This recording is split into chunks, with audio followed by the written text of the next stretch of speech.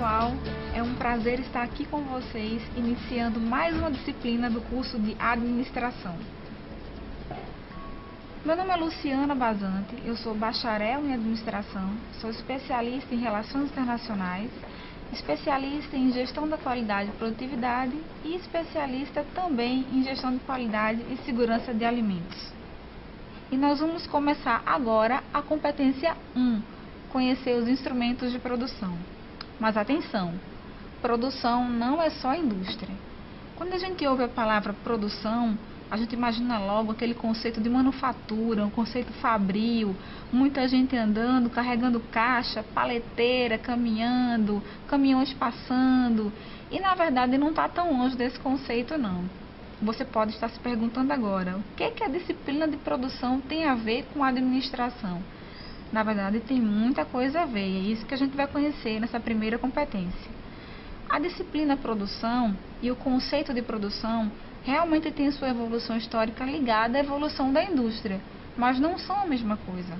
Você pode ter técnicas e processos de produção em qualquer área da sua empresa, seja realmente na área fabril, seja no escritório, seja num serviço. Então, existe produção em todos os tipos de empresa, não só nas indústrias.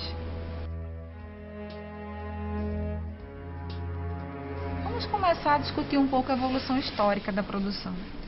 Desde que os homens começaram a fazer grandes monumentos que até hoje existem, hein, pessoal, como a Muralha da China, as próprias pirâmides, já existia um processo de produção, já existia o conceito de produção.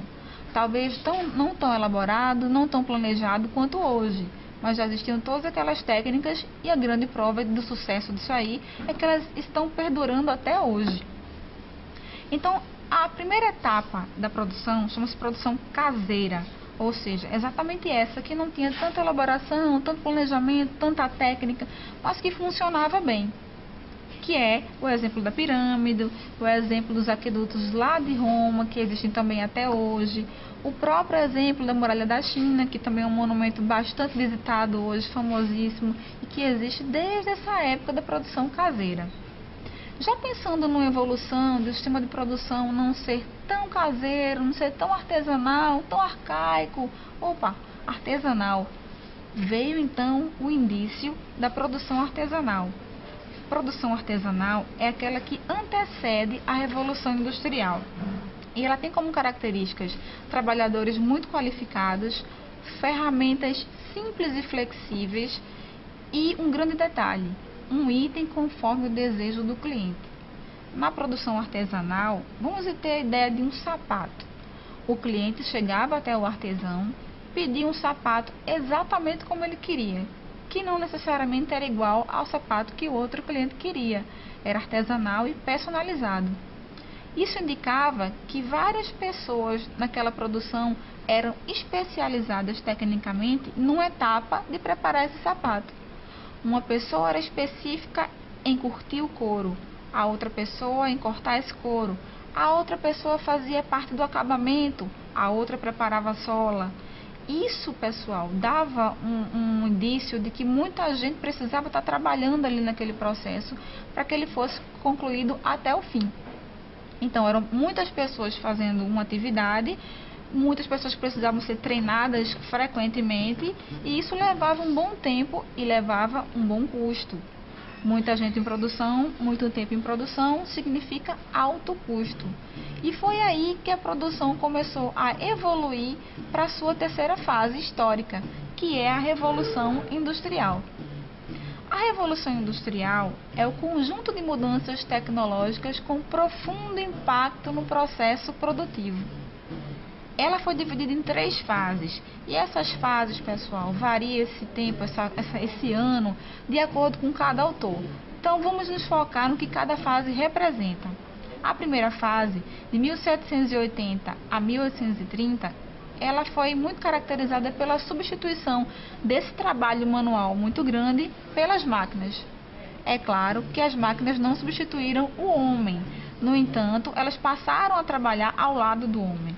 Muitas pessoas perderam seus empregos artesanais porque uma máquina fazia atividade que muitos homens faziam.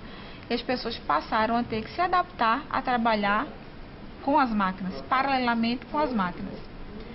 A segunda fase da Revolução Industrial foi de 1860 a 1945, que chama-se Revolução Tecnológica. Ora, na primeira fase, foram inseridas as máquinas no processo industrial. Nessa segunda fase, que é a Revolução Tecnológica, as pessoas começaram a querer evoluir algum conceito, querer procurar coisas novas para melhorar esse advento da máquina na produção. Então, elas incluíram, por exemplo, o motor elétrico, combustíveis químicos, entre muitas outras coisas. Já a terceira e última fase da Revolução Industrial começou em 1970. Ela é chamada de Revolução Digital. E nós estamos nela até hoje, pessoal. Duas grandes características dessa terceira fase é a nanotecnologia e a robótica.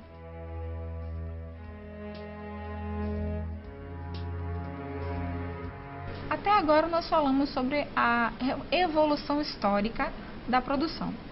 Começamos a falar um pouco sobre revolução industrial. E eu pincelei para vocês 3 características da revolução industrial que eu acho muito importantes para vocês, como administradores, conhecerem. A primeira é o Taylorismo, ou administração científica. A segunda é o Fordismo, também conhecido como produção em massa. E a terceira é o Toyotismo, também conhecido como um sistema de produção enxuta ou o sistema Toyota de produção. No Taylorismo, pessoal, um grande estudioso chamado Frederick Taylor estudava formas de tornar a empresa mais produtiva, mais eficiente. Uma dessas formas de tornar a empresa mais produtiva, por exemplo, é a padronização.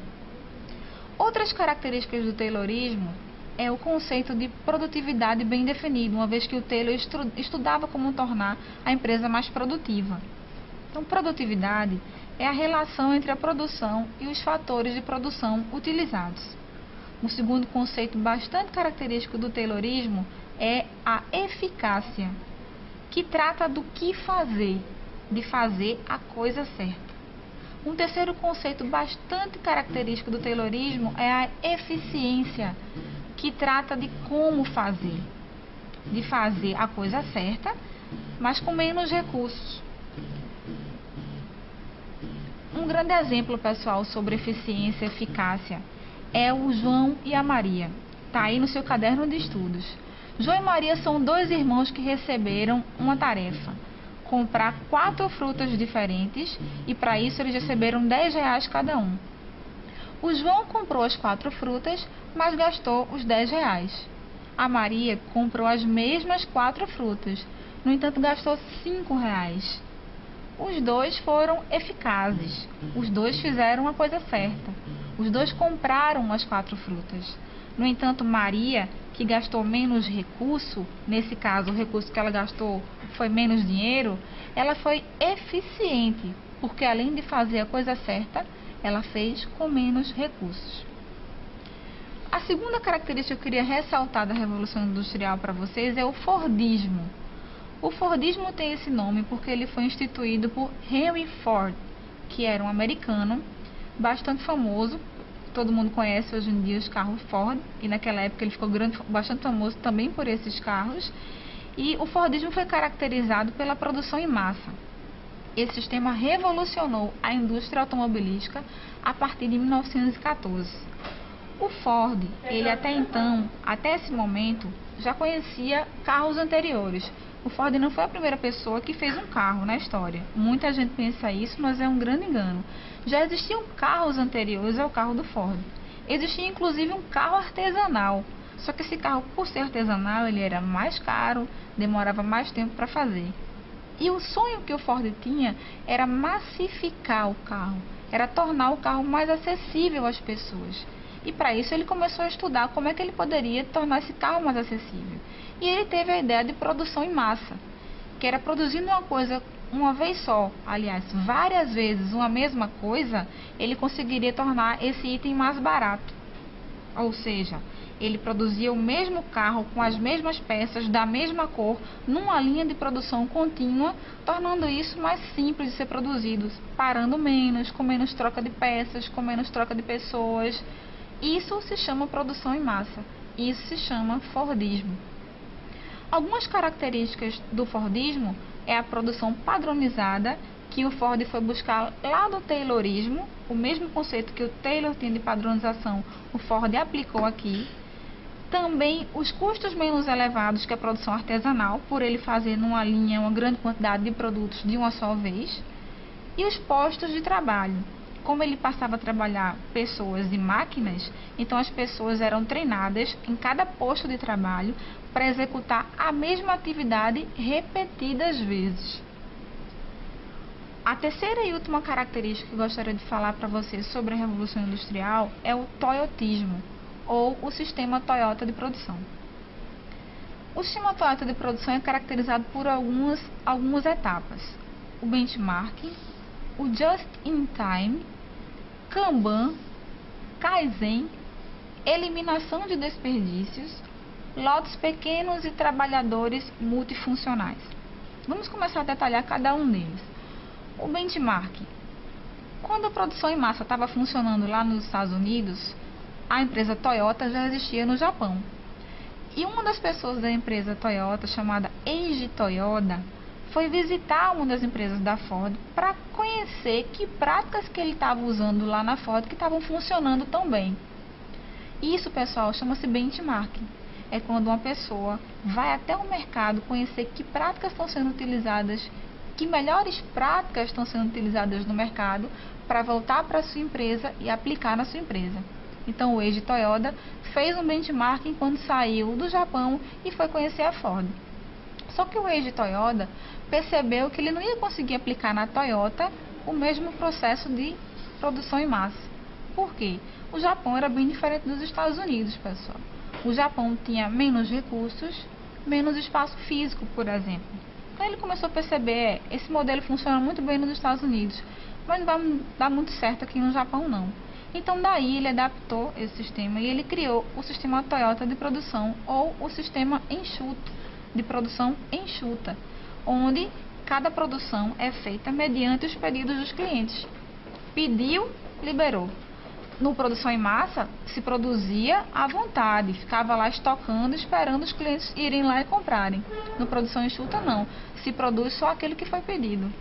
E aí, chama um pouquinho da próxima característica do sistema Toyota de produção, que é o just-in-time. O just-in-time é um dos pilares da produção enxuta.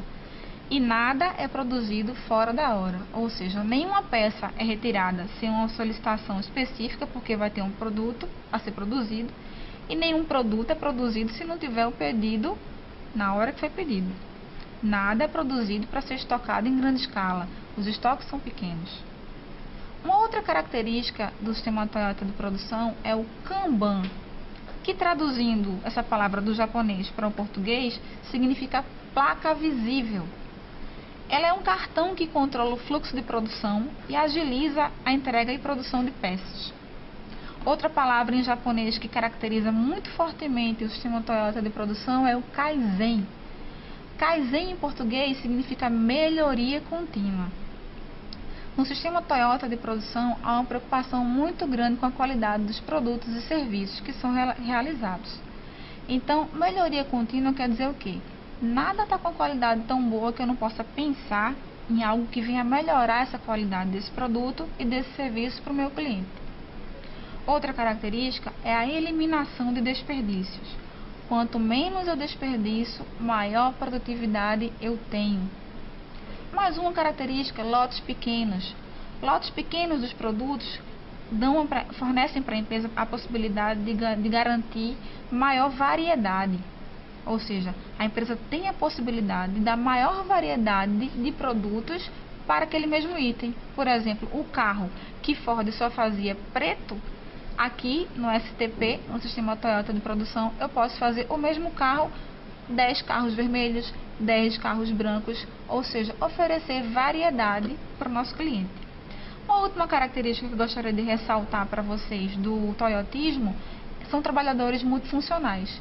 Enquanto lá na produção em massa os trabalhadores ficavam no mesmo posto de trabalho e eram treinados para exercer repetidamente a mesma atividade, já aqui no sistema Toyota de produção, existem trabalhadores multifuncionais. Eles são treinados em mais de uma função e eles podem ser trocados de função, evitando assim até a fadiga ou monotonia.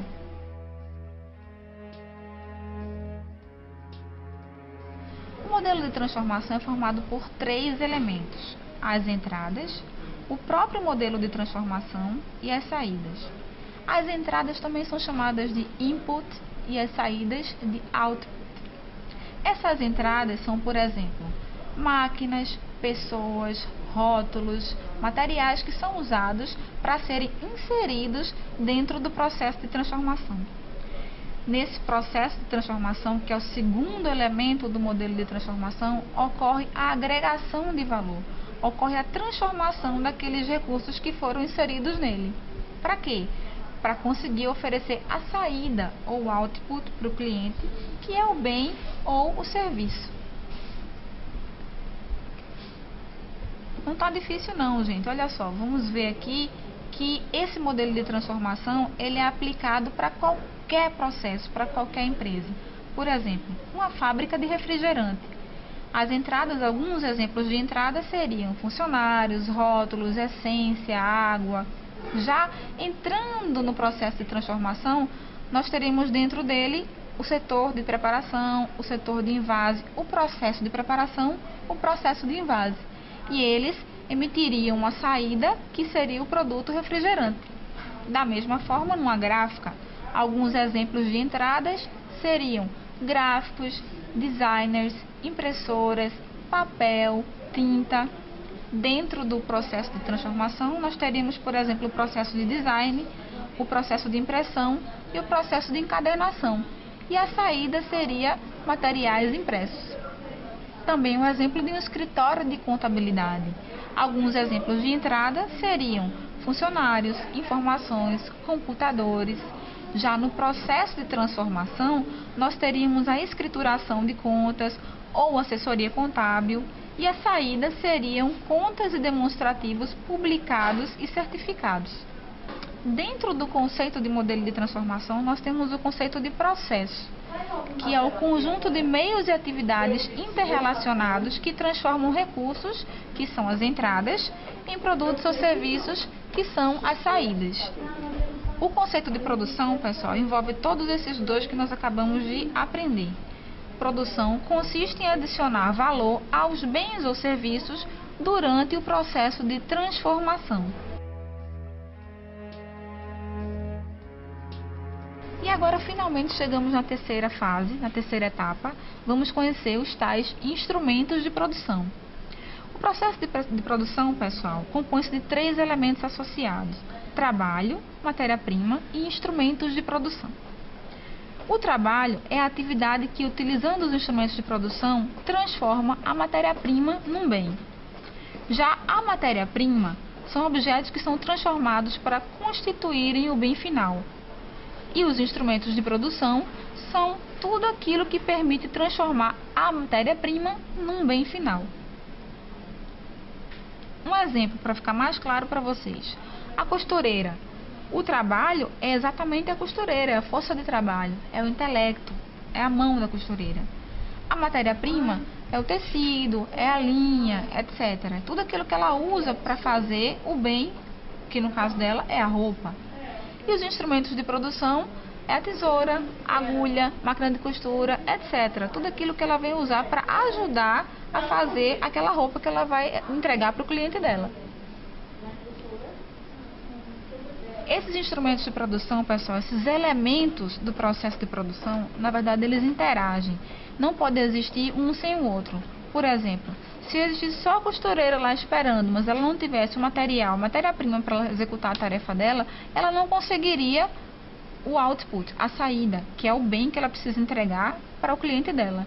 Então, precisa existir uma relação entre instrumentos de produção, matéria-prima e trabalho, para que ocorra o modelo de transformação, para que o cliente no final tenha em suas mãos o seu bem ou o seu serviço. E aí, dentro dos instrumentos de produção, nós vamos entender um pouco os modos de produção. Como é que essa produção pode ser executada? Que varia de acordo com o tipo de sociedade e a cultura. Nós temos 6 modos de produção bastante conhecidos, que são o modo de produção primitiva, o modo de produção escravista ou escravagista, o modo de produção asiático, o modo de produção feudal, o modo de produção capitalista e o modo de produção socialista.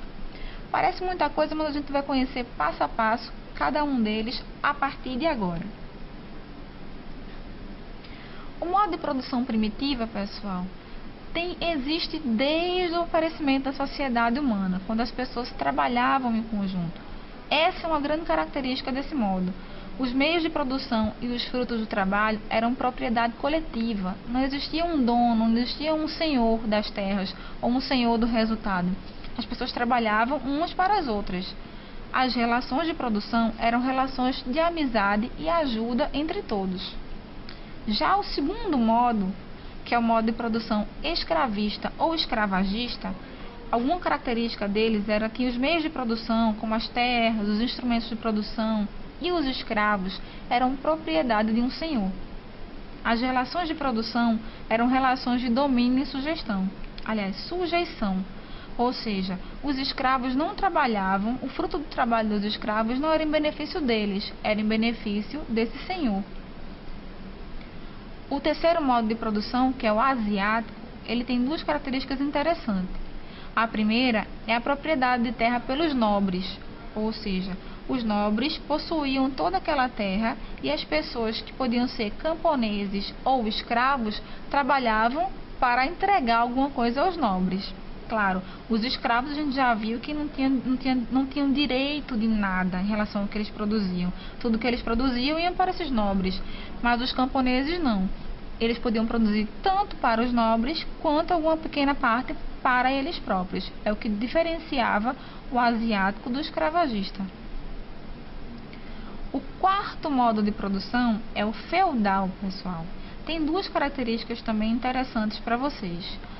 A relação entre senhores e servos e o rendimento agrícola baixo e produtividade dos artesãos em declínio. Ou seja, os senhores trabalhavam, os servos trabalhavam para os senhores. Isso não quer dizer que eles fossem escravos. Muitas vezes eles trabalhavam para pagar alimento e para pagar onde eles dormiam. Eles podiam ir embora, eles eram livres para ir embora, mas eles ficavam muitas vezes porque não tinha outro lugar para ir. Ou seja, tudo aquilo que eles trabalhavam em relação aos seus senhores. E o rendimento agrícola baixo, a produtividade dos artesãos, aqui começou a ficar muito caro produzir a produção artesanal, né? Fazer a produção artesanal ficou caro. Então eles começaram a pensar, a criar estruturas que foram desestimulando esses artesãos a trabalhar. E muitos desses artesãos foram entrando no modo de produção feudal e trabalhando para os senhores também. O quinto modo de produção, gente, é o modo de produção capitalista, que é um modo caracterizado pela relação assalariada e por 2 classes sociais. Ou seja, existem a classe dos funcionários e a classe das pessoas que são os empregadores. E os funcionários trabalham para os empregadores para receber salário. O sexto e último modo de produção é o modo de produção socialista, cuja característica principal é que não existe empresa privada e não há separação entre proprietário e empregado. Ou seja, claro que existe distinção de classes também, mas a ideia principal desse modo é que as pessoas, todas elas, sejam elas ricas ou pobres, proprietárias ou empregadas, estejam satisfeitas com educação, alimentação, segurança, do mesmo modo.